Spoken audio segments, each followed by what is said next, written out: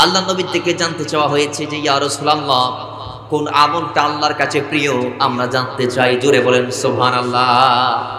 আইউল আমালি আহাব্বু ইলাল্লাহি তাআলা। ইয়া রাসূলুল্লাহ ও নবী আমি জানতে চাই কোন আমলটি আল্লাহর কাছে সবচেয়ে বেশি প্রিয়।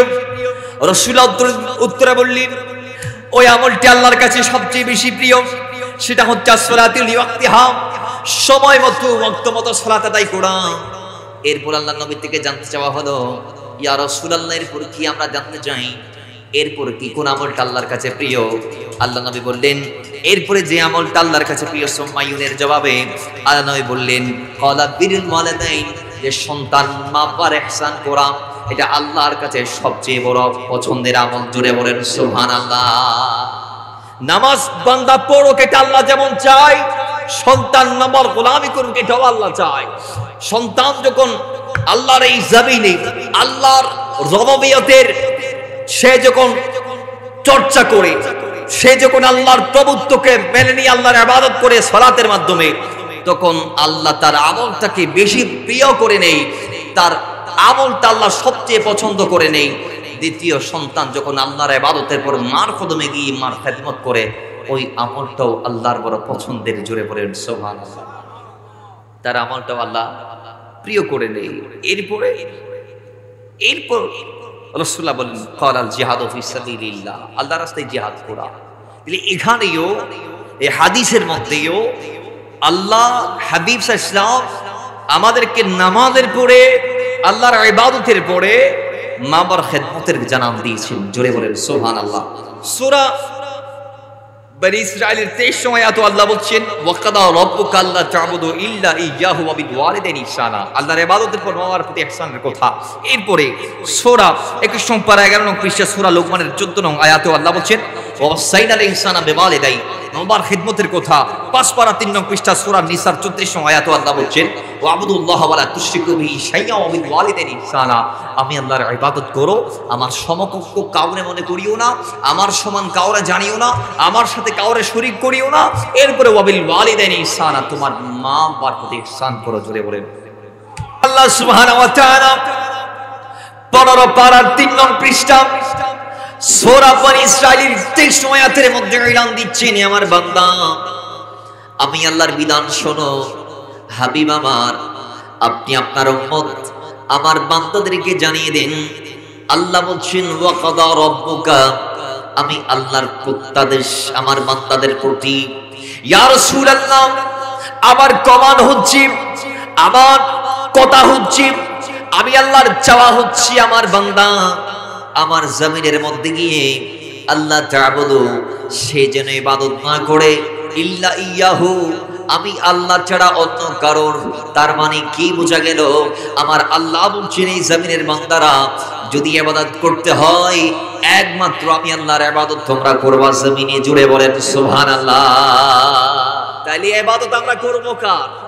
তো জোরে কার? ইবাদতের মালিক কে? আমরা সিজদা দেই কাকে? আমরা রুকু দেই কাকে? আমরা তাশাহুদে বৈঠকে বসি কার জন্য? তাইলে সমস্ত হামদের মালিক কে? তামাম তারিফ কার জন্য? বাস ইয়াকা না'বুদু ওয়া ইয়্যা, আমরা তারই ইবাদত করি, তারই কাছে প্রার্থনা করি। সুবহানাল্লাহ পড়বেন না? আল্লাহ বলছেন এই বান্দা আমার জমিনে আমার ইবাদত করো, আমার দাসত্ব করো, আমার প্রভুত্ব মেনে চলো, আমার তাবেদারি করো, আমার ইয়াদগারি করো, আমি আল্লাহর গোলামি করো। জোরে বলেন আল্লাহ বলছেন ওয়া হরফে আতফ দিয়ে আল্লাহ আলাদা করেছেন। এরপর কি? বিল ওয়ালিদাইনি ইহসানা, আমি আল্লাহ তোমাকে আমার দাসত্বের পরে আরেকটা ঠিকানায় যাওয়ার জন্য বললাম। সেটা কি? সেটা হচ্ছে তোমার ওয়ালিদাইন। তো তারা কারা? তো ওয়ালিদাইন মানে পিতা মাতাকে আল্লাহ বুঝিয়েছেন। ওয়ালিদ মানে একজন, ওয়ালিদাইন মানে মাতা পিতা দুইজন। তা আল্লাহ কি করব? ইহসানা, আমি আল্লাহর ইবাদতের পরে তাদের কদমে গিয়ে তাদের ইয়াদগারি করো, তাদের ওয়াফাদারি করো, তাদের হুকুম মেনে চলো, তাদের প্রতি ইহসান করো, সদাচার করো, তাদের কাছে গিয়ে তোমরা জিজ্ঞেস করো মা কি লাগবে, বাবা কি লাগবে। তাদের কাছে যাও, যাওয়ার পরে তাদের চাওয়া কি জিজ্ঞেস করো, তাদের কি লাগবে জিজ্ঞেস করো, তাদের প্রতি ইহসান করো, তাদের ডিরেকশনকে ফলো করো। যদি তারা কোরআন সুন্নাহ মোতাবেক ডিরেকশন দেয়, আর যদি ইসলাম বহির্ভূত কোনো ডিরেকশন তারা দেয়, তাহলে মা বাবার নির্দেশ মেনে চলা সেই সময়ে সন্তানের জন্য আবশ্যক নয়। কথা বলেন ঠিক কি না? যদি আব্বা আম্মা ইসলামের পরিপন্থী কোনো কাজের ডিরেকশন দেয়, আপনাকে কি ওইটা করতে হবে? পিতা মাতা যদি বলে তুমি শিরক করো, তুমি মূর্তির সামনে যাই সিজদা মারো, আপনি কি মারবেন? আপনি কি মারবেন? আপনি কি মাথা ঝুঁকাবেন? না। সিজদা কার জন্যে? আওয়াজ জুড়ে কার জন্যে? বাবারা। এজন্যে আল্লাহ বলছেন ওই মা বাবার কদমে যাও, গিয়ে তাদের প্রতি ইহসান করো, সদাচার করো। আল্লাহ কেন ইহসান করব? হাজার কারণের একটি কারণ। কোরআন বলছে হাল জাযাউল ইহসান ইল্লাল ইহসান। যদি করতে পারো মা বাবার প্রতি ইহসান, তাহলে তোমার কপালেও জুটবে সেই ইহসান। জোরে বলেন সুবহানাল্লাহ। তার মানে কি, আজকে আপনি সন্তান হয়ে আপনার আব্বা আম্মার প্রতি ইহসান করবেন, আরেকদিন আপনার সন্তানরা আপনার প্রতি ইহসান করবে। জোরে বলেন সুবহানাল্লাহ। আমরা কি সারা জীবন সন্তান থাকবো? একদিন আমরা মা বাবা হব, একদিন আমাদের বিয়ে শাদী হবে, আমাদের স্ত্রী হবে, স্ত্রীর সাথে আমাদের বাতির মাধ্যমে সন্তানাদি দুনিয়াতে আসবে। আমরা তাদের জনক জননী হব, তারা আমাদের আব্বা আম্মা ডাকবে। এরপর আমরা আস্তে আস্তে বার্ধক্যের দিকে যাব। আল্লাহ বলছেন আজকে তুমি সন্তান হয়ে যদি তোমার আব্বা আম্মার বৃদ্ধ অবস্থায় যদি ইহসানটা না করতে পারো, তাহলে তোমার নসিবও সেই ইহসান জুটবে না। যদি চাও সন্তানদের থেকে সেবা, যদি চাও সন্তানদের থেকে শুশ্রূষা, যদি চাও সন্তানদের থেকে ভালো ব্যবহার, যদি চাও সন্তানদের থেকে উত্তম কিছু, তাইলে তুমিও তোমার আব্বা আম্মার প্রতি এরকম কিছু একটা করো। জোরে বলেন সুবহানাল্লাহ। এটাকে বলে ইহসান। কিন্তু আজকে আমাদের সমাজে আমরা দেখি সন্তান মা বাবার প্রতি ইহসান করে, জোরে বলেন করে না। আলহামদুলিল্লাহ, এখন তো একটা পরিবেশ হয়েছে আলোচনা করার মতো। এর একটা সুন্দর পরিবেশ দেখেন, আপনারা এসেছেন, কত সুন্দর লাগছে। কমিটি আমাকে বলেছিলেন হুজুর এখানে 11টার আগে মানুষ আসে না, তো ওই রীতিকে আমরা পরিবর্তন করতে চাই কি চাই না? আওয়াজ জুড়ে চাই কি চাই না? আচ্ছা, এটা অবশ্যই সম্ভব হবে। আপনারা চাইলে সম্ভব হবে। আপনারাই গোটা দুনিয়াকে পরিবর্তন করতে ক্ষমতা রাখেন, কারণ আপনাদেরকে দিয়ে সব সম্ভব। এই দুনিয়া পরিবর্তন করতে, আপনার জীবনকে পরিবর্তন করতে, সমাজ পরিবর্তন করতে, রাষ্ট্র পরিবর্তন করতে আপনার ভিতরের জিনিসটাকে পরিবর্তন জরুরি।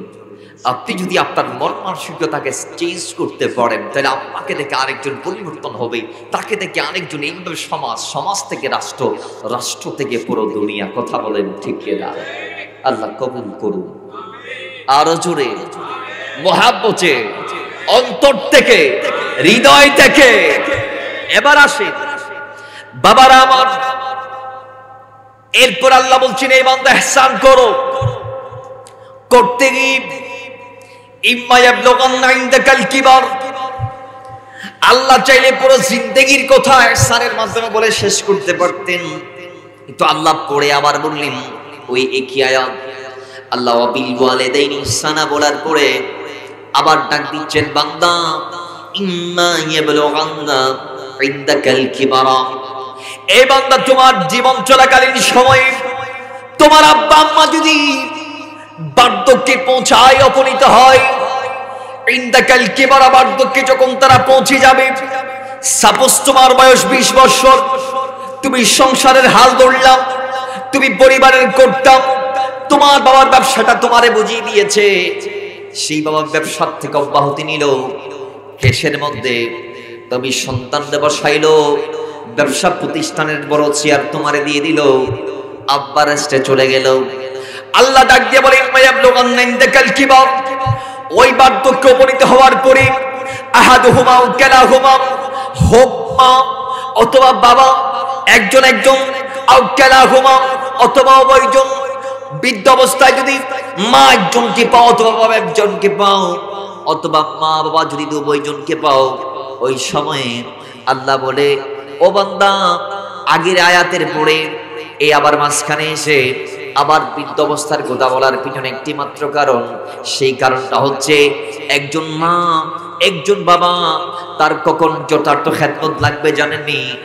যখন তাদের হাত আগের মতো কাজ করবে না, যখন তাদের পা আগের মতো কাজ করবে না, যখন আব্বা আম্মার ব্রেন মস্তিষ্ক আগের মতো কাজ করবে না, যখন তাদের চোখ আগের মতো দেখবে না, যখন তারা দুনিয়াটাকে আফসা আফসা দেখবে, জাফসা জাফসা দেখবে, যখন তারা কানে কম শুনবে, যখন তারা হাত দিয়ে আগে 100 কেজি বহন করলে এখন 2 কেজিও পারে না, আগে 10 মাইল কদম দিয়ে হাঁটলে এখন একটু যাওয়ার পরে তাদের রেস্ট করতে হয়, একটু বিশ্রামে যাইতে হয়। ওই আব্বা আম্মার যথার্থ খেদমত কখন লাগবে? আল্লাহ বলছেন ইম্মাইয়া বালগান্না ইনদাকাল কিবার, যখন তারা বার্ধক্যে পৌঁছাবে তখন আল্লাহ বলছে ওই সময়ে আব্বা আম্মা উভয়জনকে যদি পাও তাহলে খেদমতের মধ্যে কোনো ঘাটতি তোমরা রাখো না। জোরে বলেন সুবহানাল্লাহ। ওই সময়ে খেদমত আরো বাড়াই করবেন। কেন? কারণ আপনি যদি আপনার ওই সময়টাতে আপনার জীবনে যদি আপনি একটা ভালো কিছু ফিল করতে চান, আপনি যদি আপনার বার্ধক্যে আপনার যখন চোখ আগের মতো দেখবে না, কান আগের মতো শুনবে না, মস্তিষ্ক আগের মতো লোড নিতে পারবে না, যখন সন্তানকেও নিজের মা বাবা চিনবে না, যখন আপন সন্তানকেও নিজের মা বাবা না চিনে, ওই সময়ে যখন আপনার আব্বা আম্মা পৌঁছে যাবে তখন খেদমত আগের চেয়ে দুগুণা চৌগুণা বাড়াই করবেন, কারণ যাতে আপনিও আপনার ওই অবস্থায় আপনার সন্তানদের থেকে সাপোর্ট পাইতে পারেন। জোরে বলেন সুবহানাল্লাহ। আপনি যদি আরেকজনকে সালাম না দেন, কেউ কি আপনাকে সালাম দিবেনি? জোরে বলেন না দিবেনি? দিবে না। আপনি যদি কাউকে সম্মান না করেন তাহলে আপনাকে কি মানুষ সম্মান করবে? এই জন্য নিজের ভালাইয়ের জন্য অন্যের ভালো করতে হবে, নিজ সম্মান পাওয়ার জন্য অন্যজনকে সম্মান দিতে হবে। রাসূলুল্লাহ বলেছেন, আমার নবী বলেছেন, তোমরা সালামের ব্যাপক প্রচার আর প্রসার করো। সালামের ব্যাপক প্রচার আর প্রসার করো। রাসূলুল্লাহ আগে চাইলে প্রসারের কথা বলতে পারতেন। রাসূলুল্লাহ প্রচার আগে বললেন, প্রসার পরে বললেন। কেন? কারণ যদি তোমরা নিজেরা প্রচার করো সালাম দেওয়ার মাধ্যমে, তাহলে অটোমেটিক ওটার প্রসারতা ব্যাপ্তি চারদিকে ছড়িয়ে পড়বে। জোরে বলেন সুবহানাল্লাহ। আর আপনি সালাম যখন মানুষকে দিবেন তখন আপনাকে সেই সালামের উত্তরে সালাম দিবে, নালে উত্তর দিবে। কথা ঠিক কি না? কথা ঠিক কি না? এই জন্যে আগে নিজেকে কিছু একটা করতে হবে, পরে সেটার ফলাফল আশা করা যাবে। আপনি যদি ব্যবসায়ী না করেন তাহলে আপনি কি লাভ পাবেন? জোরে বলেন। সফলতা কখন? আগে কাজ করে সফলতা। মা বাবার প্রতি ইহসান করা, খেদমত করা, এটা হচ্ছে আপনার কাজ। বৃদ্ধ অবস্থায় সেটার সফলতা, সেটার সফলতা আপনি কবরে পাবেন, সেটার সফলতা আপনি বার্ধক্যে পাবেন, সেটার সফলতা নসরে পাবেন। তখন যখন মিজানের পাল্লায় আপনার গুনাহ সওয়াব নির্ণয় করা হবে, এবং সেটার সর্বশেষ চূড়ান্ত সফলতা জান্নাতের মাধ্যমে। কথা ঠিক কিনা বলেন? হাদিস আসবে, হাদিস আসবে, এক একটা সিরিয়াল বা সিরিয়াল আমরা হাদিসগুলো পেশ করবো আপনাদের মাঝে। আসো, তো আল্লাহ পাকের পর বলছেন, ওই সময় বৃদ্ধ অবস্থায় তোমার মা বাবা আগের মতো বুঝবে না, আগের মতো বুঝবে না। সেই সময়ে তোমরা তাদেরকে ধমক দিবা না, তাদেরকে কটু বাক্য ব্যবহার করবা না, তাদেরকে কোথায় কোথায় ইনসাল্ট করবা না। আমাদের সমাজ আমরা দেখি বৃদ্ধ অবস্থায় আমাদের আব্বারা সন্তানদের কাছে যখন কোনো একটা জিনিস বারংবার জানতে চায়, তখন অনেক সময় সন্তানরা আব্বারে ধমক দেয়, ও বা তুমি বুড়া মানুষ, তো তুমি কিলে লাভ দেয়, হদ্দা আছে না নাই? হদ্দা আছে না নাই? বলে আছে না নাই? ওই আব্বা তুই বুড়া মানুষ, তো তুমি গিলে বোঝন ফরত দেয়, আয় আসি তো। বলে কি বলে না? জোরে বলেন, বলে কি বলে না? বলে না। আল্লাহ বলছেন, দুনিয়ার মানুষ আব্বা আম্মার সাথে এই ব্যবহার করা যাবে না, ধমক দেওয়া যাবে না। ফালা তাকুল্লাহুমা উফফা ওয়ালা তানহারহুমা, মা বাবা যাই বলো কফ বলা যাবে না, ইনসাল্ট করা যাবে না, ইনকার করা যাবে না। ওয়ালা তানহারহুমা, ধমক দেওয়া যাবে না। ওয়া কুল্লাহুমা কাওলান কারীমা, কটু বাক্য বলা যাবে না। তাদের সাথে উত্তম ভাষায় কথা বলতে হবে, তাদের সাথে নমনীয় আচরণ করতে হবে, তাদের সাথে কথা বলবেন চোখকে নিচে নামিয়ে, স্যারকে ঝুঁকিয়ে, অবনত মস্তকে, কণ্ঠস্বরকে নিচু রেখে কথা বলেন, ঠিক কিনা? আজকে আমরা দেখি সন্তান গোটা দুনিয়াতে লাথি খায়, আর আব্বা আম্মার সামনে গিয়ে গলা ফাটাই চিল্লা পাল্লা করে কথা বলে। আছে না নাই? এতে বন্ধু বান্ধবের কাছে যাই 2 মুটকি খায়, ওর বাড়ি যাইলে মুটকি খায়, ববতুন লাথি খায়, আর মা বললে ব্যবহার করে দেয় দাস দাসীর মতো। এন্ডিল লোক কিছু সন্তান আর সমাজে আছে না নাই? তো আওয়াজ জুড়ে আছে না নাই? দুনিয়ার মুসলমান খবরদার, সাবধান। আল্লাহর কোরআন বলছে ফালা তাকুল লাহুমা উফ ওয়ালা তানহারহুমা ওয়া কুল লাহুমা কাওলান কারীমা। খবরদার দুনিয়ার সন্তানরা, মা বাবাকে ধমক দেওয়া যাবে না, শব্দ বলা যাবে না, তাদের সাথে কটু ভাষায় ব্যবহার করা যাবে না। চমৎকার চমৎকার কৌলে কারীম যেই শব্দগুলো আল্লাহ রাসূল কর্তৃক নির্ধারিত, ওই সম্মান সূচক শব্দগুলো আব্বা আম্মার জন্য বরাদ্দ করতে হবে। জোরে বলেন সুবহানাল্লাহ। কেন করবেন? আর একটু হাদিস দিয়ে বিস্তারিত বলি। আল্লাহর হাবিব হাদিস নববীর মধ্যে ইরশাদ করেছেন, রাহমাতাল লিল আলামিনের গোলাম আল্লাহ নবী সাহাবী হযরত আব্দুল্লাহ ইবনে ওমর রাদিয়াল্লাহু তাআলা তিনি বলেন, আল্লাহ নবী ইরশাদ করেছেন, আব্বা আম্মার সাথে উত্তম ব্যবহার করবেন, মা বাবার কদর করবেন, তাদের সেবা করবেন, তাদের প্রতি ইহসান করবেন, তাদেরকে সন্তুষ্ট রাখবেন একটি মাত্র কারণে। আল্লাহর হাবিব বলেছেন, রিদার রাব্বি ফি রিদাল ওয়ালিদ ওয়া সাখাতুর রাব্বি ফি সাখাতিল ওয়ালিদ। যদি আপনি আপনার রবকে রাজি করতে চান, তাহলে অবশ্যই অবশ্যই আপনাকে আপনার আব্বা আম্মাকে রাজি রাখতে হবে। জোরে বলেন সুবহানাল্লাহ। অবশ্যই অবশ্যই আপনি যদি আপনার রবের রেজা চান, আপনি যদি আপনার রবের সন্তুষ্টি চান, তাহলে আপনাকে অবশ্যই আপনার আব্বা আম্মাকে রাজি রাখতে হবে। কারণ রিদার রাব্বি ফি রিদাল ওয়ালিদ, আব্বা আম্মা খুশি মানে রব খুশি। কথা বলেন ঠিক কিনা? আরেক হাদিসে রাসূল বাবা বলেছেন যে হুমা জান্নাতুকা ওয়া নারুকা, তারা তুমি সন্তানের জান্নাত, তারা তুমি সন্তানের জাহান্নাম। তার মানে কি বুঝেছেন? হয় কোন সন্তান যদি আব্বা আম্মাকে রাজি রাখতে পারে, তাহলে তার উপর আল্লাহ রাজি, আল্লাহ রাসূল রাজি। যার উপর আল্লাহ রাসূল রাজি, তার হাদিয়া হচ্ছে জান্নাত। এজন্য নবীজি বলেছেন, হুমা জান্নাতুকা, তোমার জান্নাত তোমার মা বাবা। এরপরে রাসূল বলেছেন, ওয়া নারুকা, তারাই তোমার জাহান্নাম। কি বোঝা গিয়েছে ওই হাদিস?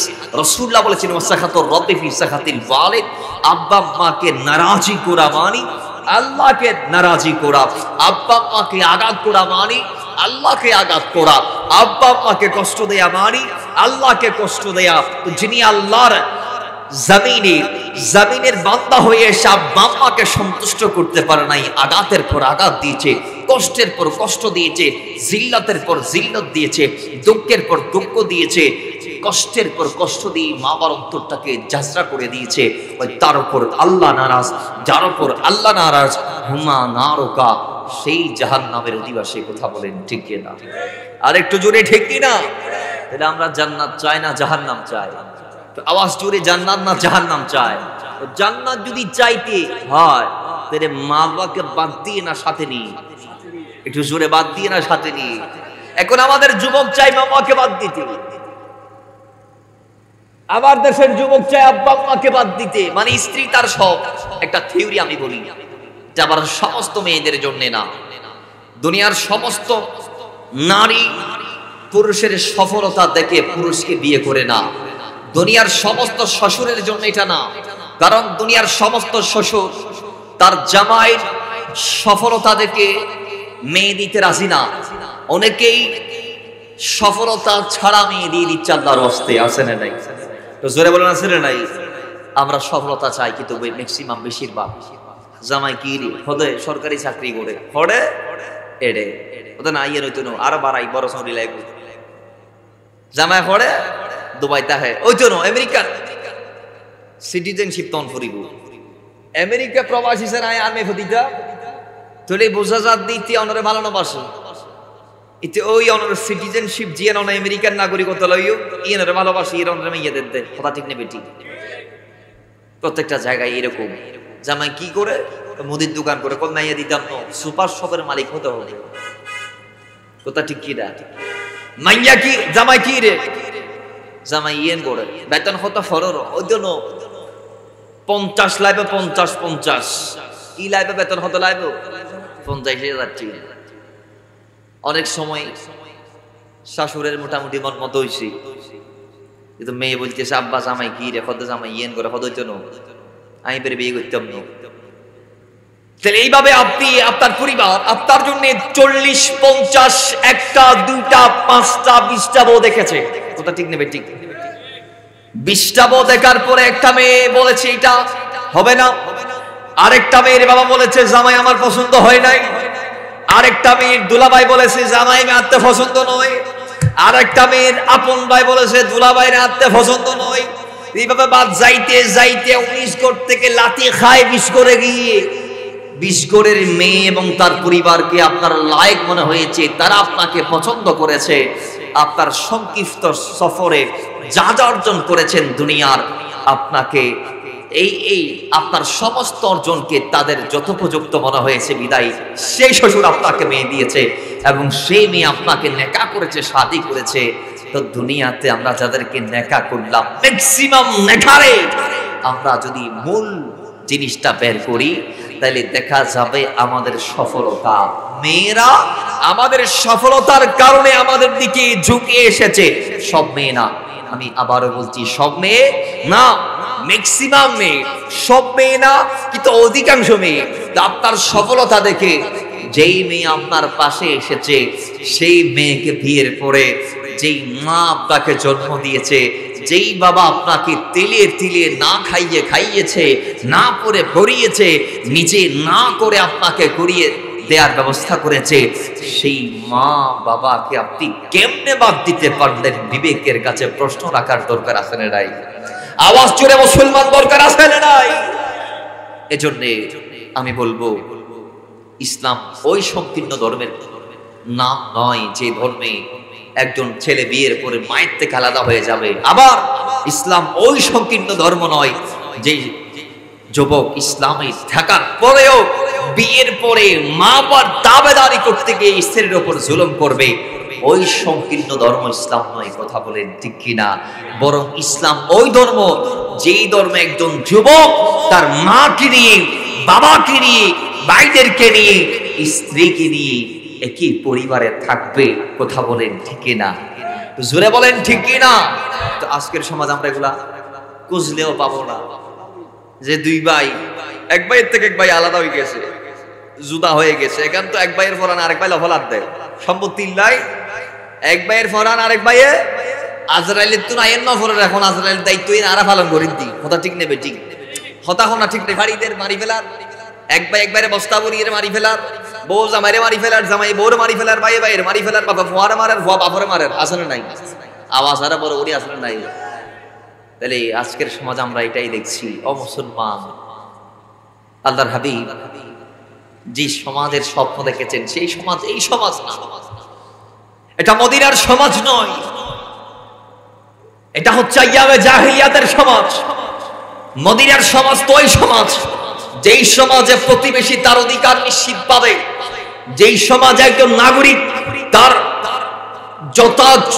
যত প্রাপ্যটুক রাষ্ট্রের থেকে পাবে। আজকের সমাজ আমরা দেখছি আমার ভাই রইসুদ্দিন হত্যাকাণ্ডের শিকার হয়েছে কিছু এই দেশের অগ্র নাগরিকরা মব জাস্টিসের মাধ্যমে আমার ভাইকে হত্যা করেছে, আইন হাতে তুলে নিয়ে প্রশাসনের সম্মুখ তারা আমার ভাইকে মেরেছে, রক্তাক্ত করেছে, বুক ফাটিয়ে দিয়েছে, মুখ ফাটিয়ে দিয়েছে, পাঞ্জাবি ছিঁড়েছে, গলায় জুতার মালা দিয়েছে একজন ইমামকে।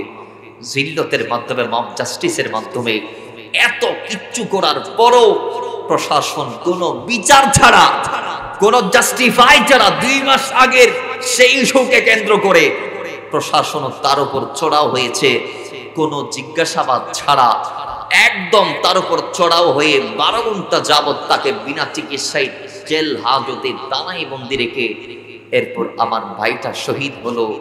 তার মামলাটা পর্যন্ত নেওয়া হয় নাই, গতকালই মামলা নিয়েছে এতদিন পর। তাও এদেশের সমস্ত এলিট পার্সন যারা আছে তারা যখন সোচ্চার হয়েছে তারপর নিচ্ছে, তাহলে আমরা বলবো এটাকে একটা রাষ্ট্রযোগ্য হতে পারে? এটাকে একটা রাষ্ট্রযোগ্য হতে পারে না।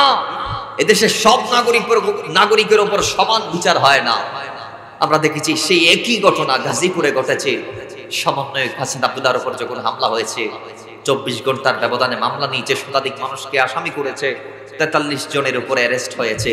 তাহলে একজনকে হামলা করেছে, মারে নাই, হত্যা করে নাই, তাকে হামলা করেছে, আমরা তীব্র নিন্দা জানাই, কিন্তু তার বিচারটা তৎক্ষণাৎ হয়েছে তড়িঘড়ির মাধ্যমে। কিন্তু আরেকজনকে একেবারে শেষ করা হয়েছে, কিন্তু কোনো বিচার, জোরে বলেন কোনো বিচার, বরং তার বিচার চাইতে আমার যে ভাইয়েরা নেমেছে তাদেরকে গ্রেফতার করেছে। একজন দুইজন নয়, 21 জন। কথা বলেন কয়জন? আরো জোরে কয়জন? সেদিন আমাদের পরীক্ষা ছিল কামিল তাফসীরের, আমরা আন্দোলনে যাইতে পারি নাই, কিন্তু আমরা দেখেছি মুরাদপুরে শান্তিপূর্ণ আমাদের ভাইদের অবরোধ কর্মসূচিতে, যেখানে আমাদের ঘোষণা ছিল পূর্ব নির্ধারিত যে 9টা থেকে 12টার ভিতর আমরা এদেশের সড়কগুলাতে শান্তিপূর্ণভাবে অবরোধ কর্মসূচি পালন করব। হাতে কোনো লাঠি থাকবে না, কোথাও জ্বালাও পোড়াও বা ভাঙচুর করা হবে না, কোনো গাড়ির গ্লাসকে আমরা ভাঙচুর করবো না, কোনো দোকান পাট শোরুমকে আমরা লুটপাট করবো না, কারো গাছের আমকে আমরা পকেটে করে বাসায় নিয়ে যাব না, কোনো ব্যক্তির গায়ে একটা আমরা আছরও দিব না। এইটুক বলার পরে শান্তিপূর্ণ অবরোধ আমরা দেখেছি। এদেশের প্রশাসন জিম্মাদারিত্বের সাথে 10টা 11টা 2 ঘন্টা মোটামুটি তারা দেখেছে আমাদের ভাইদের এই আন্দোলনকে, এই অবরোধ কর্মসূচিকে। কিন্তু 2 ঘন্টার মাথায় একদল হেলমেট ধারী লাঠিয়াল বাহিনী এসে যখন পুলিশকে বাদ দিয়ে তারা যখন আমাদের ভাইদের উপর চড়াও হয়েছে লাঠি সুতা দেশীয় অস্ত্র হাতে নিয়ে, আমরা দেখেছি প্রশাসন সেদিন তাদের দাবেদারি করেছে। কথা বলেন ঠিক কিনা? প্রশাসন থাকাকালীন সময় পাবলিক এসে মব জাস্টিস করছে, আইন হাতে তুলে নিয়ে আমার ভাইদেরকে লাঠিপেটা করছে। পুলিশ তাদেরকে প্রতিরোধ করা দূরের কথা, তাদেরকে উল্টা বলেছে, যান আপনারা সালে যান, আমরা আসি আপনাদের ইমামতিতে, আমরা আসি। এটা কি একটা রাষ্ট্রযোগ্য হতে পারে? এটা কি একটা রাষ্ট্রযোগ্য হতে পারে? না, হতে পারে না। পুলিশের কাজ কি বসে বসে আঙ্গুল চুষা? তারা বেতন নেই কি জন্যে? এদেশের প্রশাসনের ভূমিকা কি? তারাই এদেশের সুবিচার নিশ্চিত করবে। মাথায় রাখবেন, কোন একটা দেশের বিচার বিভাগ যদি, প্রশাসন যদি নির্দিষ্ট কোন শ্রেণীর কাছে যদি জিম্মি হয়ে যায়, তাহলে অন্তত ওই দেশের মানুষ তার নাগরিক হিসেবে সঠিক বিচার সে পাবে না। কথা বলেন ঠিক কিনা? জোরে বলেন ঠিক কিনা? অতীতীয় প্রশাসন একই ভূমিকায় ছিল, এখনো প্রশাসনের কাজ কি আরেকজনের পাশ আটা? বলেন না ভাই? কিছু কিছু পুলিশ, এদেশের পুলিশ নামক নামটাকে তারা একদম পচিয়ে দিয়েছে। সব পুলিশ কিন্তু একই না। কিছু কিছু পুলিশ আছে তারা নিজেরাই অনুতপ্ত এই ঘটনার কারণে, তারা নিজেরাই অনুতপ্ত যে এই দেশে সব কি হচ্ছে। আল্লাহ পাক আমাদেরকে যার যার দায়িত্ব প্রত্যেককে আদায় করার তৌফিক দান করুন, আমিন পড়েন। মুহাব্বতে দরুদ পড়ি, আল্লাহুম্মা সাল্লি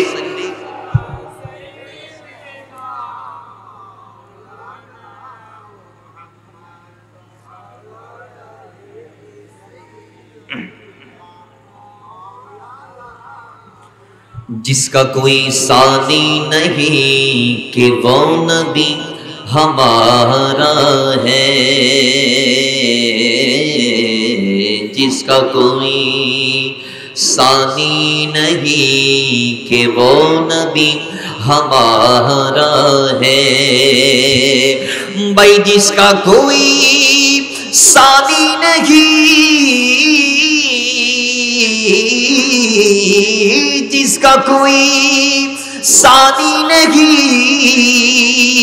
कि वो नबी हमारा है, जिसका कोई सानी नहीं वो नबी हमारा गए मुस्तफा की अज़मत का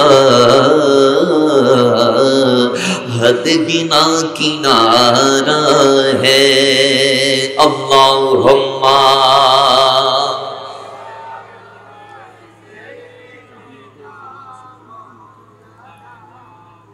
वअला आली सय्यिदिना तोरे पे कहा रब ने लन तरानी मूसा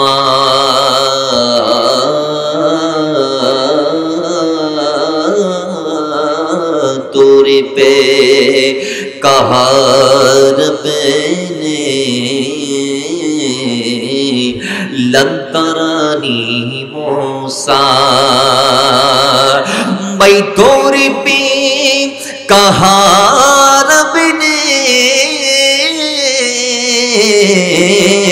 तोरे पे कहा रब ने लन तरानी मूसा तोरे पे कहा रब ने लन तरानी मूसा लेकिन मेरे आका को रब ने अर्श पे बुलाया है। अल्लाहुम्मा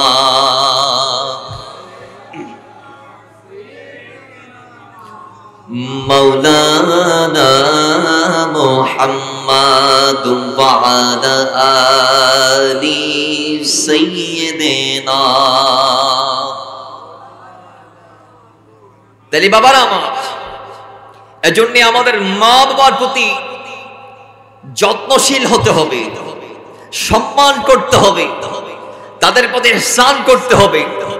আমাদের যেই দায়িত্ব আমাদেরকে আদা করতে হবে।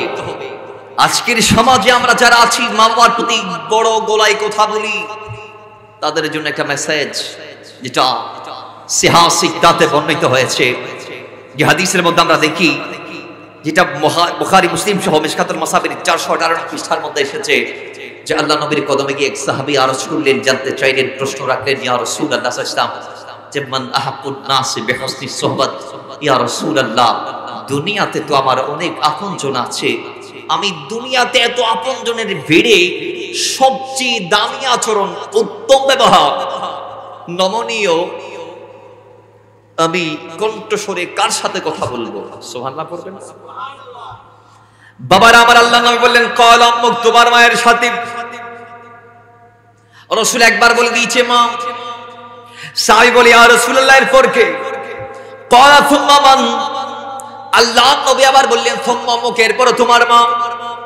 সাহাবী আবার জানতে চাইলেন ক্বাল সুম্মা মান, এরপর কি? রাসূল আবার উত্তর দিলেন সুম্মা আম্মুক, আবার তোমার মা। এখন মা একজন, রাসূল বললেন তিনবার মায়ের কথা কেন বলেছে? কয় মায়ের কথা তিনবার বলার পিছনে মুফাসসিরগণ বলছেন চারটি কারণ আছে। সেই চার কারণের প্রথম কারণ, মা ওই মা যেই মা আপনাকে নিজের পেটে 10টি মাস লালন করেছে। 2 নম্বর কারণ, মা ওই মা যেই মা আপনাকে নিজের জীবন বাজি রেখে দুনিয়াতে এনেছে। 3 নম্বর কারণ, মা ওই মা যেই মা আপনাকে নিজের বুকের দুধ দিয়ে 2টা বছর খাইয়েছে।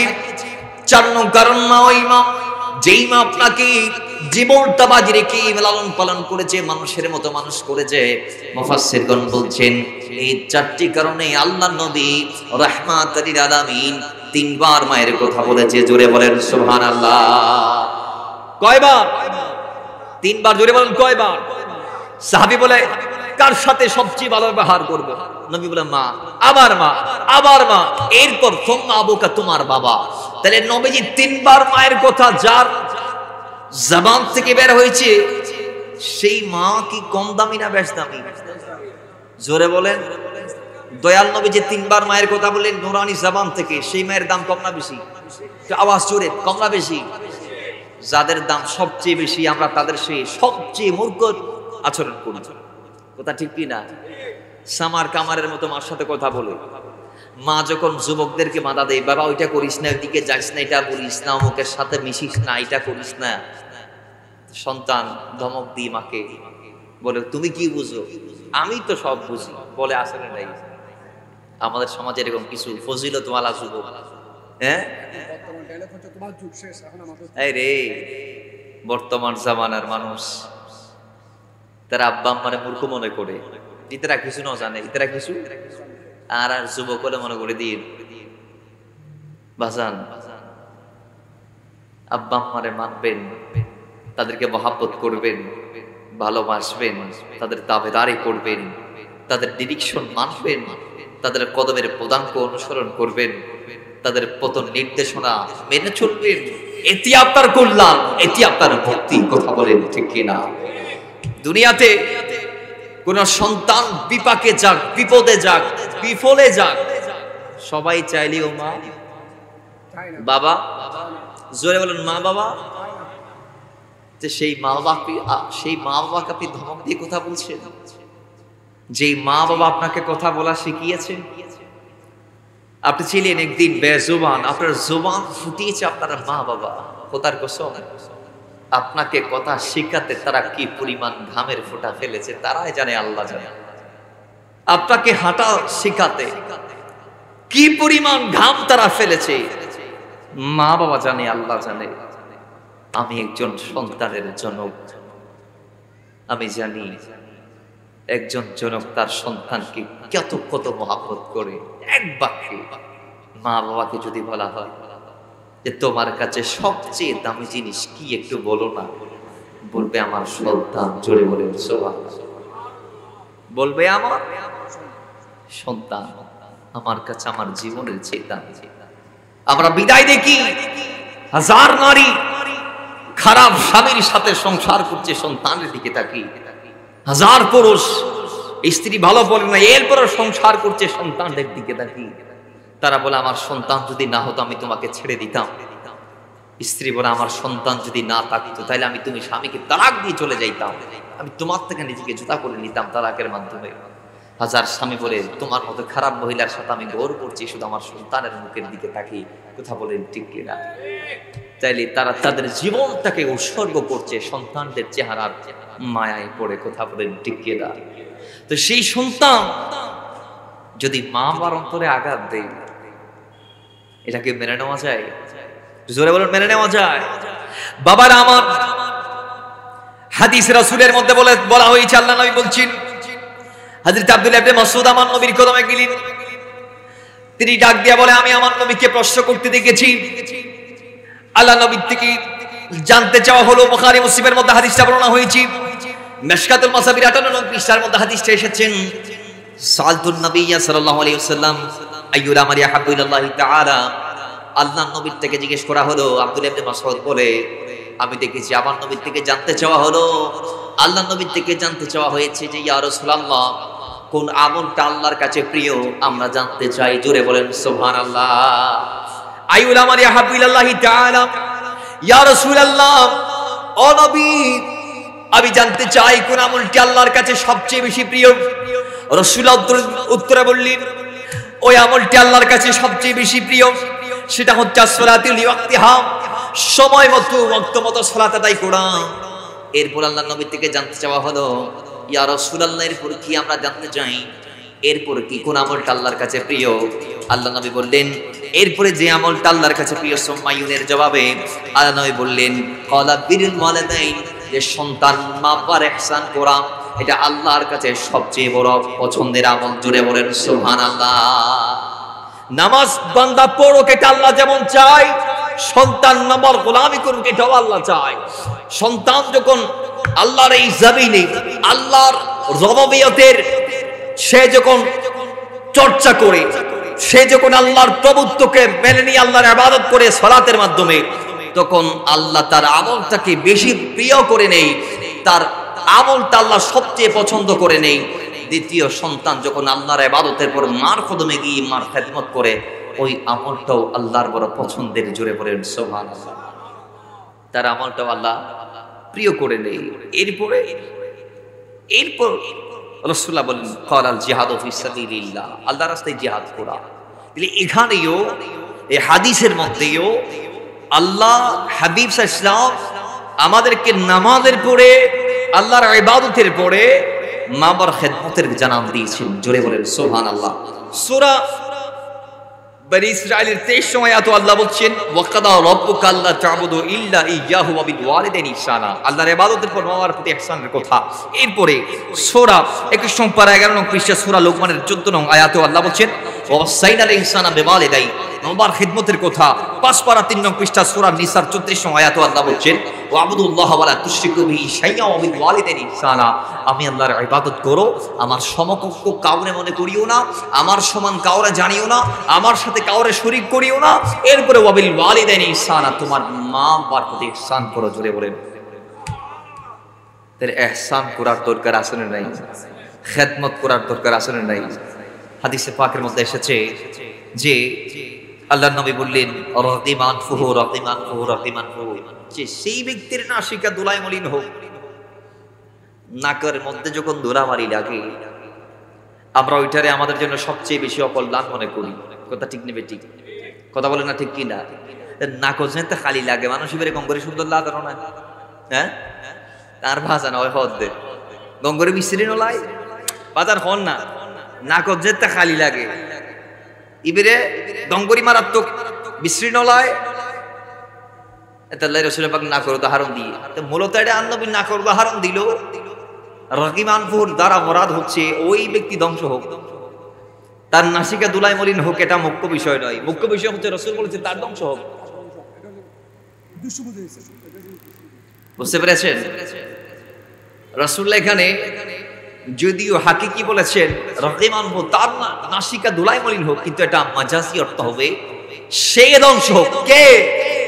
রাসূলুল্লাহর কাছে জানতে চাওয়া হয়েছে, ইয়া রাসূলুল্লাহ 3 বার বললেন সে ধ্বংস হোক, সে ধ্বংস হোক, সে ধ্বংস হোক, তার নাসিকা দুলায় মলিন হোক। 3 বার বললেন কে?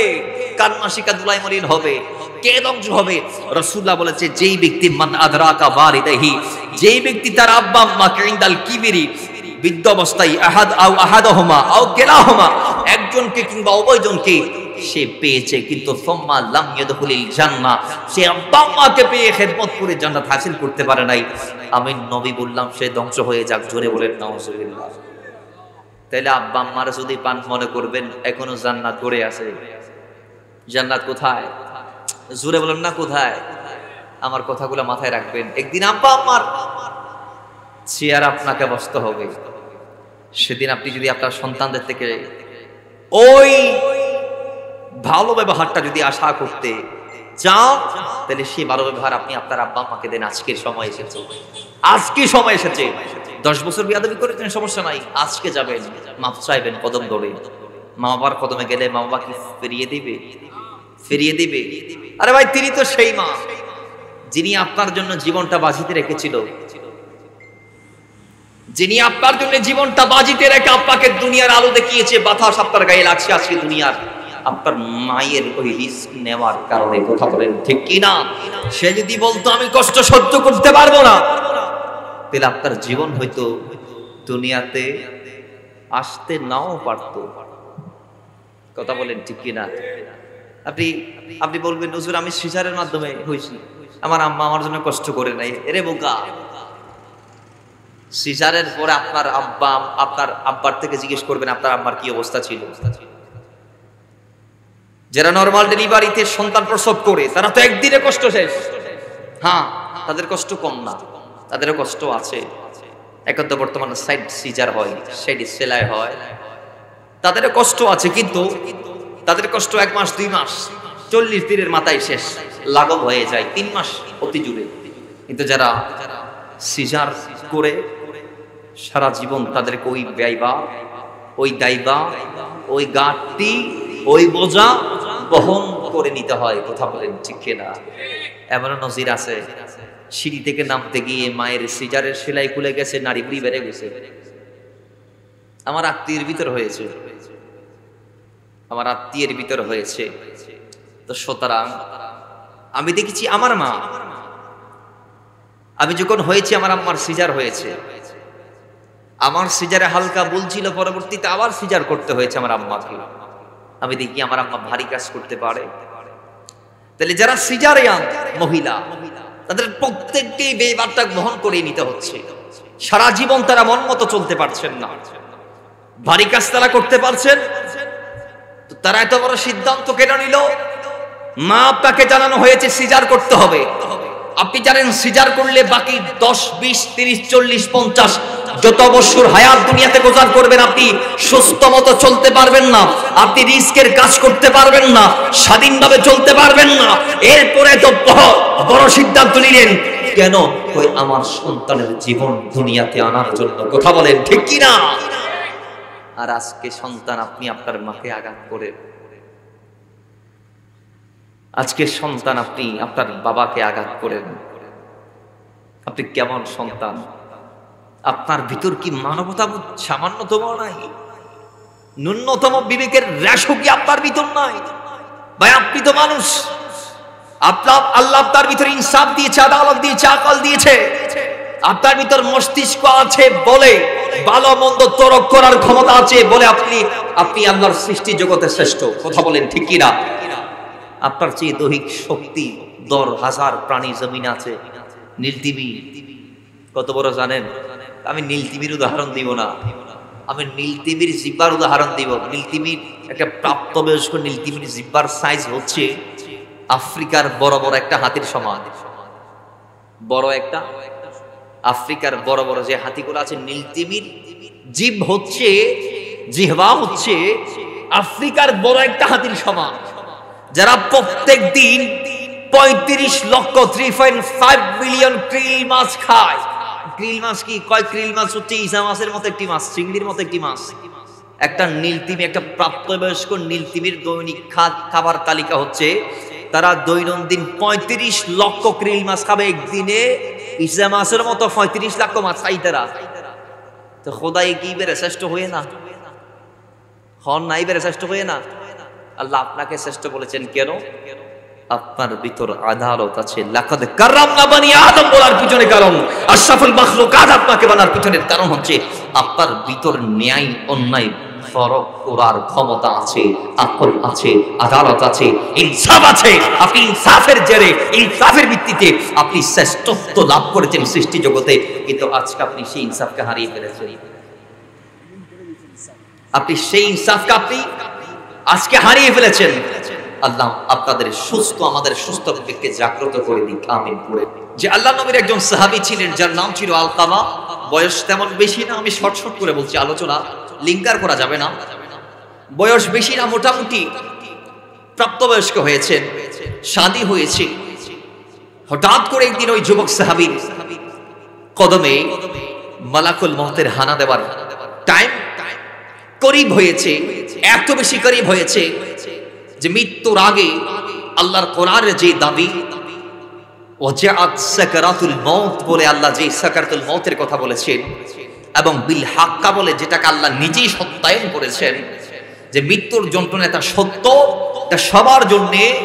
যদিও আল্লাহর হাবিব আবার ব্যক্তি বিশেষে সেটার রুখসত দিয়েছেন, সে সাকারাতুল মউত তথা মৃত্যু যন্ত্রণা শুরু হয়ে গেল এই সাহাবীর। এবং দেখা গিয়েছে তার স্ত্রী তা আজ করতে পেরে বারংবার তাকে কালমার তালকিন দিয়েছে। তো সেই সাহাবী কলমা একবারের জন্য পড়তে পারে? জোরে বলুন, পড়তে পারে? আল্লাহ নবীর হাদিস, রাসূলুল্লাহ বলেছেন যে তোমাদের কোনো ভাই যখন মৃত্যু শয্যায় চলে যাবে তখন লাকিনু, তোমরা তোমাদের ভাইকে কালমার তালকিন দাও। কি দাও? কালমার তালকিন দাও। তোমরা তোমাদের ভাইকে কালমার তালকিন দাও। তো স্ত্রী হিসেবে স্বামীর পাশে গিয়ে শিওরে দাঁড়িয়ে দাঁড়িয়ে আস্তে আস্তে কালমার তালকিন দিয়েছেন, কিন্তু পড়তে পারে না। আমাদের সমাজে আমরা যারা আছি, আমাদের ভিতরে একটা সিস্টেম প্রচলিত আছে যে আমরা তালকিন দেই, কিন্তু এখানে একটা জিনিস মাথায় রাখতে হবে, অতিরিক্ত কিছু করা যাবে না। যেমন মাইয়িতের অনেক আওলাদ আমরা দেখি মৃত্যু সজ্জায় বাবার পাশে দাঁড়িয়ে বলে, আব্বা তুই কালমা তৈয়বা পড়ো, লা ইলাহা ইল্লাল্লাহ মুহাম্মাদুর রাসূলুল্লাহ সাল্লাল্লাহু আলাইহি ওয়াসাল্লাম। খোয়াত দে বাবা, হইন না পারে কেয়া, জবান বন্ধ, জবান বন্ধ। শব্দ জান নসিবত আসিল বিয়ান হয়ে ফেলে, এখন আর হইন না পারে। তো ওই সময় আরা দেখি দি ফোয়াইন দি মা ওরে জোর করে, বাবা হ না হ না হ না, হয় না হয় হন না হয় না হয় বাপে যদি নহইও একবারও হইলে বেমানও মারা যাইব। নামাজ পড়ি বললে ডাইবেন ঠিক আছে, কিন্তু যারা দায়িত্বে লাগবে এবারে যদি বারংবার ডাকানোর কারণে যদি নামাজ হইতাম না লগে লগে কাফির যাবে, নামাজ স্বীকার করি ফেলে হইতাম না।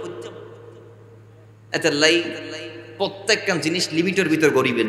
রাসূল পাকে নামাজের প্রচার প্রসার কায়েমের হতা হই কায়েম করতে চাই যাতে কি আবার বেঈমান নয়, ঈমান হারা নয়, এর মাথা রাখবেন লিমিটের ভিতরে একদিন গরিবেন দে কথা ঠিক নেবে ঠিক, এটা মাথা না ঠিক নেবে ঠিক। এই জন্য কালমার তালকিন দিতে গিয়ে অতিরিক্ত মারধর বা জোর জবরদস্তি আব্বা আম্মারে করা যাবে। জাস্ট সিস্টেম হচ্ছে কানের পাশে গিয়ে অবাক হয় এনফন হইতো না খানোর সাইডে দিয়ে যায় রে লা ইলাহা ইল্লাল্লাহ মুহাম্মাদুর রাসূলুল্লাহ যত সহজ করে বলা যায় লা ইলাহা ইল্লাল্লাহ মুহাম্মাদুর রাসূলুল্লাহ সাল্লাল্লাহু আলাইহি ওয়াসাল্লাম, এইভাবে যত আস্তে আস্তে বলা যায় বলেন, কোনো আপত্তি কিংবা জোর জবরদস্তি করা যাবে? জোরে বলেন করা যাবে? বাবার আমার স্ত্রী অনেকক্ষণ চেষ্টা করলো কালমার তালকিন দিয়ে কিন্তু পারে নাই। স্বামী আলকামার জবান মতো তিনি বাধ্য হয়ে গেলেন নবীর কদমে।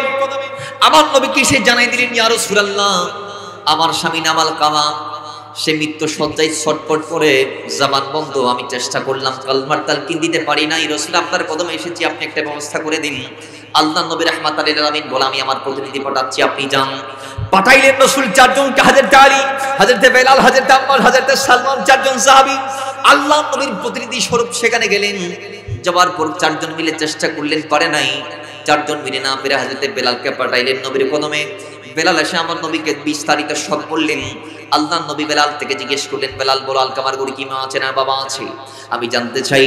তখন হযরত আলকামা বলে হযরত বেলাল বলে ইয়া রাসূলুল্লাহ আলকামার বাসায় আমি যতদূর দেখেছি হয়তো মা আছে, মনে হয় বাবা নাই, বাবা মনে হয় ইন্তেকাল করেছে। রাসূল বলে যাও মায়ের কদমে যাও, আমি নবীর সালাম মায়ের কদমে দিবা, আর যদি আসতে পারে তাহলে আমি নবীর দাওয়াত তার কদমে পৌঁছাই দিবা আসার জন্য। জোরে বলেন সুবহানাল্লাহ। যদি আসতে পারে তাহলে আসতে বলো, দাওয়াত পৌঁছাই দাও, আগে সালাম দিবা। গেল, সালাম দিল, পয়গাম পৌঁছালো। আর রাসূল তাকে একটা ইখতিয়ার দিয়েছে, সে যদি আসতে না পারে তার আসার দরকার নাই, রাসূল নিজেই তার কদমে যাবে। আর একটু জোরে বলেন, আমাদের সমাজে ফয়সালাকারী কিছু ব্যক্তি আসলে নাই, জোরে বলেন আসলে নাই, যাদেরকে আমরা কাউন্সিলর বলি, যাদেরকে আমরা মেয়র বলি, যাদেরকে আমরা মেম্বার বলি, যাদেরকে আমরা চেয়ারম্যান বলি, এমপি বলি, ইত্যাদি ইত্যাদি, যারা সমাজের মানুষদের বিচার করে, বিচার করতে গিয়ে কোনো একজন ব্যক্তির বাবার যখন ডাক দিবেন, সে যদি বার্ধক্যের কারণে না আসতে পারে তাহলে পুলিশ ফাটাই, গাড়ি ফাটাই, তারা আনার দরকার নাই, নিজ পা দিয়ে হেঁটে গিয়ে তার কদমে আপনি হাজির হবেন। এটাই নবীর শিক্ষা। কথা বলেন ঠিক কি না? কথা ঠিক নেবে ঠিক? বাস, তো মার কদমে হযরত বেলাল গেলেন, নবীর পয়গাম পৌঁছালেন। মা বলে বেলাল না, নবী আমার কদমে আসবে না, আমি যাব, কারণ তিনি মালিক, আমি গোলাম, তো গোলামের দায়িত্ব মালিকের কদমে হাজির হওয়া। কথা বলেন ঠিক কি না? গেলেন মা নবীর কদমে। আমার নবী তাকে আবার সালাম দিলেন, জিজ্ঞেস করলেন মা কয়েকটা প্রশ্ন জানতে চাইবো, সত্য সত্য বলবেন, মিথ্যা বললে আল্লাহ আসমান থেকে ফেরেশতা পাঠিয়ে আমাকে জানিয়ে দিবে। তখন মা বলে ইয়া রাসূলুল্লাহ আমি চেষ্টা করব আপনাকে যথোপযুক্ত উত্তর দেওয়ার জন্য। রাসূল বললেন বলুন আপনার সন্তান আলকামা নামাজ কেমন ছিল তার? কয় 100 রোজা কেমন ছিল? 100 সংক্ষিপ্ত পরিসরে বলছি, খেয়াল করবেন। কয় দান সদকা কেমন? ইয়া রাসূলুল্লাহ দুই হাত ভরে করেছে। আমি নবীর মহব্বত তার অন্তরে ছিল, সীমাবর্তী আমি নবীর ভালোবাসা ছিল, আল্লাহ রাসূলের দেওয়ানা ছিল। কিন্তু মা সব পাইলাম, এবার বলুন আপনি তার উপর রাজি কিনা? জোরে বলেন। মা চোখের পানি ছেড়ে দিয়েছে, রাসূল আমি তার উপর নারাজ। নবীজি কেন আর জিজ্ঞেস করে নাই, বলেছে ঠিক আছে আপনাকে কষ্ট দিয়েছি, আপনাকে রক্ষা দিলাম, যান।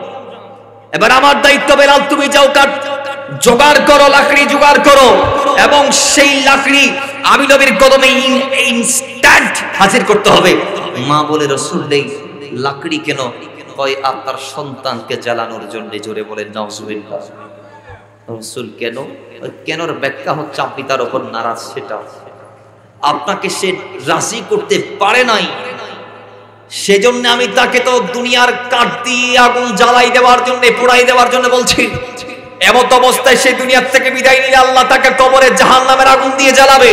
আর আমি নবীর জ্বালানো আগুন তো ইনস্ট্যান্ট, এইমাত্র জ্বালাচ্ছি, কিন্তু আল্লাহ তাকে কবরে যে আগুন দিয়ে জ্বালাবে সেই আগুন তো আল্লাহ লক্ষ লক্ষ বছর ধরে জ্বালিয়েছে। কথা ঠিক কি না? জাহান্নামের আগুনকে আমরা দেখেছি আল্লাহ 1000 বছর জ্বালাইলেন, একটা রং ধারণ করলো, পরে আরেক 1000 বছর জ্বালালেন, আরেকটা রং ধারণ করলো, পরে আরেক 1000 বছর জ্বালালেন। 3000 বছরের কথা আমরা দেখেছি, কিন্তু আল্লাহ তো লক্ষ লক্ষ লক্ষ লক্ষ বছর সেই আগুনকে আমাদের জন্য জ্বালিয়ে জ্বালিয়ে প্রস্তুত করেছে বেওয়াফাদেরকে সেই আগুনের লেলিহান শেখা দিয়ে জ্বালাই দেওয়ার জন্য, পোড়াই দেওয়ার জন্য, শিক্ষা দেওয়ার জন্য, তাদের কৃতকর্মের প্রতিদান তাদেরকে দেওয়ার জন্য। তো মুসলমান হযরতে আলকামার মাকে সেদিন রাসূলুল্লাহ সাল্লাল্লাহু আলাইহি ওয়াসাল্লাম বলেছে যে মা, এই অবস্থা আপনার সন্তান বিদায় নিলে সেই জাহান্নামের লেলিহান শিখা দিয়ে আল্লাহ আপনার সন্তানকে জ্বালাবে। আপনি যদি ভালাই চান, সন্তানের তেরে তারা মাফ করে দেন, তার উপর রাজি হয়ে যান, সন্তুষ্ট হয়ে যান, অন্তর থেকে আপনি তার সমস্ত কষ্ট ধুয়ে মুছে সাফ করে তার উপর রাজি হয়ে যান। জোরে বলেন সুবহান। মা বলে, আমি আল্লাহকে, আল্লাহ রসুলকে, উপস্থিত সবাইকে সাক্ষ্য রেখে আমার সন্তানের উপর রাজি হয়ে গেলাম। রসুল বলে, বেলাল তাড়াতাড়ি দৌড় মারে। বেলাল গেলেন, ঘরের দরজা পর্যন্ত যাইতে পারে নাই, ওঠান পর্যন্ত গিয়ে তিনি বলছেন, আমি আবার শুনছি আমার ভাই আলকামা, তিনি বাড়ির ভিতর থেকে কলমা পড়ছেন, লা ইলাহা ইল্লাল্লাহ মুহাম্মাদুর রাসূলুল্লাহ সাল্লাল্লাহু আলাইহি ওয়াসাল্লাম। আমার ভাই সে কলমা পড়ে জমিন থেকে বিদায় নিল, ইন্না লিল্লাহি ওয়া ইন্না ইলাইহি। এরপর রাসূলুল্লাহ সাল্লাল্লাহু আলাইহি ওয়াসাল্লাম এসে তার গোসল, কাফন, জানাজা পরে দাফনের জন্য নিয়ে গেলেন, দাফন দিলেন। রাসূলুল্লাহ সাল্লাল্লাহু আলাইহি ওয়াসাল্লাম বললেন, তোমরা দাঁড়াও, আজকে কেউ বাসায় যাবা না, আমি নবী তোমাদের সাথে কথা বলবো। নবীজি বলছেন, দেখো তোমাদের ভাই আলকাবা, নামাজ 100 রোজা 100 সব আছে, সাদকা আছে, নবীর মহব্বত আছে, আল্লাহর ভয় আছে, কিন্তু মার প্রতি সে সঠিক খেদমতের আঞ্জামটা দিতে পারে নাই। তার অপরাধ কি? তার অপরাধ ছিল তেমন বেশি না, সে জাস্ট তার মাকে স্ত্রীর চেয়ে বেশি মূল্যায়নটা দিতে পারে নাই। সে তার বিয়ের পর স্ত্রীকে মার চেয়ে বেশি মূল্যায়ন দিয়েছে। আমার আপনার মতো মায়ের মুখে মুখে তর্ক করে নাই, আমার আপনার মতো হযরত আলকামা মায়ের কথার উপর কথা বলে নাই, আমার আপনার মতো সেই মাকে দমক দেয় নাই। আমি আপনি যেভাবে করি সেভাবে সে করে নাই। এতটুকু যে সে তার স্ত্রীকে মায়ের উপর প্রমোট করেছে, মায়াকে স্ত্রীর উপর প্রমোট করে নাই, এটা তার অন্যায় ছিল। এতটুকু অন্যায়ের কারণে তার মৃত্যু সজ্জায় জামানবদ্ধ হয়েছে, কলমা সে পড়তে পারছেন না। তোমরাও যদি তোমাদের সমস্ত আমালকে যদি আল্লাহর দরবারে মকবুল করাইতে চাও, তাহলে তোমরা মা বাবার প্রতি ইহসান করো, সদাচার করো, মায়ের হক প্রতিষ্ঠা করো। জুড়ে বলুন সুবহানাল্লাহ। আল্লাহ আমাদের সন্তানদেরকে এই মেসেজ টুকু মানার তৌফিক দান করুন, আমিন।